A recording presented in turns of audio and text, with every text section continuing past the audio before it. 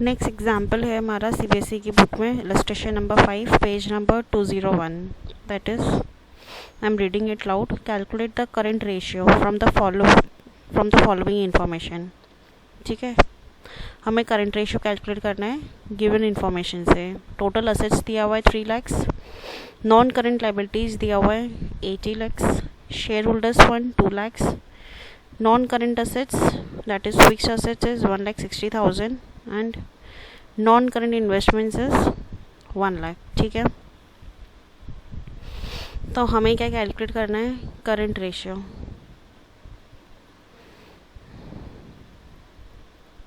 ठीक है, इसके लिए हमें चाहिए होगा current assets upon current liabilities.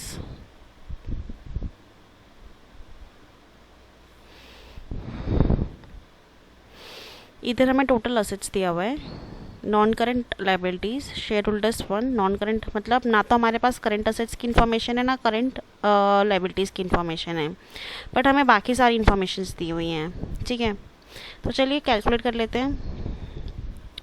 Lecture number 2 में जब हम बेसिक सीख रहे थे तब ये सारे फॉर्मूलेज मैंने आपको बताए थे, बस ये वहीं से पूरा लिंक्ड है.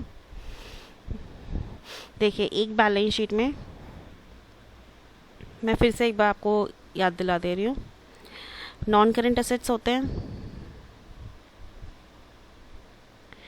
ठीक है, और करंट असेट्स होते हैं. ये मिला के होता है टोटल असेट्स, है ना. एंड लाइबिलिटी साइड में क्या होता है, शेयर होल्डर्स फंड,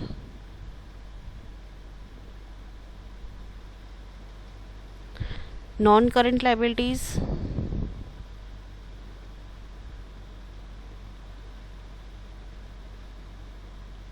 और करंट लाइबिलिटीज.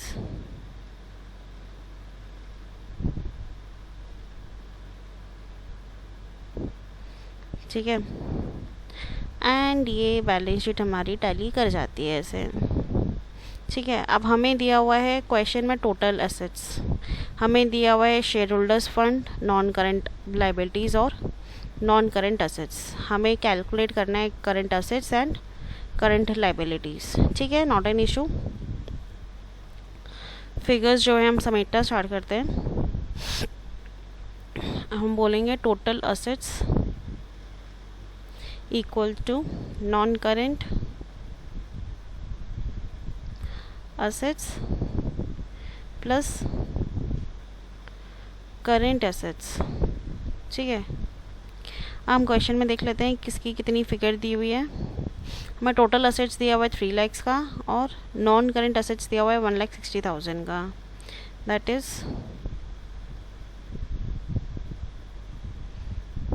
1,60,000 का प्लस करेंट असेट्स. ठीक है, यहाँ तक सब पहुँच गए बिना किसी प्रॉब्लम के. अब आगे जो है, जो नॉन मैथ्स के स्टूडेंट्स रह चुके हैं और जिन्हें यहाँ पे प्रॉब्लम आती है, वो ये चीज़ नोटिस करें. करंट असेट्स हमें निकालना है, ठीक है, तो हम इसे यहीं की यहीं रहने देंगे पॉजिटिव में. ठीक है, और जो फिगर ये इक्वल टू को क्रॉस करके इस तरफ जाएगी वो माइनस में चली जाएगी. दैट इज़ 3 लाख ये इधर जाएगी तो ये प्लस से माइनस में हो जाएगी, माइनस 1,60,000. और ये क्योंकि पॉजिटिव में है तो ये ऐसे कैसे ही रहेगा. तो आंसर क्या आएगा, 1,40,000. नेक्स्ट हमने एक और फॉर्मूला पढ़ा था टोटल एसेट्स का. जब समझा था हमने ऊपर, मैं आपको फिर से एक बार दिखाती हूँ कि टोटल असेट्स इक्वल्स टू क्या हो सकता है. और टोटल असेट्स इक्वल टू हो सकता है ये वाला पूरा side, because this and this is equal. ठीक है, तो टोटल असेट्स क्या हो सकता है, share holders fund plus non current liabilities plus current liabilities. ठीक है, बस अब हमें फिगर्स पुट करनी है. टोटल असेट्स 3 lakhs की है, शेयर होल्डर्स फंड कितना है 2 lakhs and non current liabilities 80,000. Share holders fund 2 lakhs, non current liabilities 80,000 plus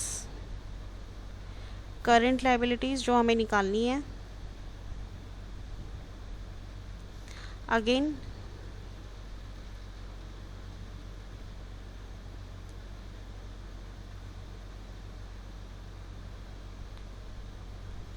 यहाँ तक किसी को कोई प्रॉब्लम नहीं आनी चाहिए.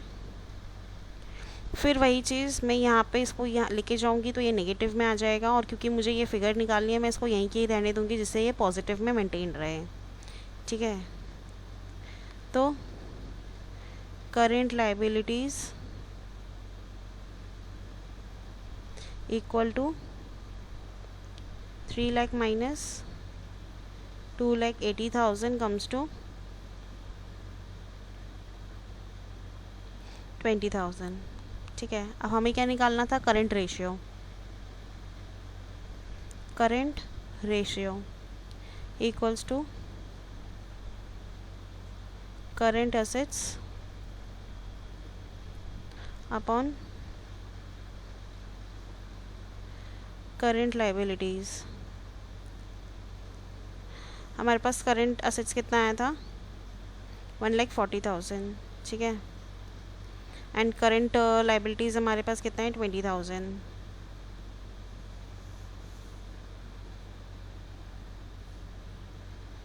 That is 1,40,000 upon 20,000, 7:1. तो करेंट रेशियो हमारे पास क्या आ गया है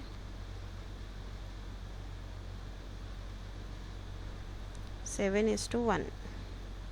ये हमारा मेन आंसर हो गया है.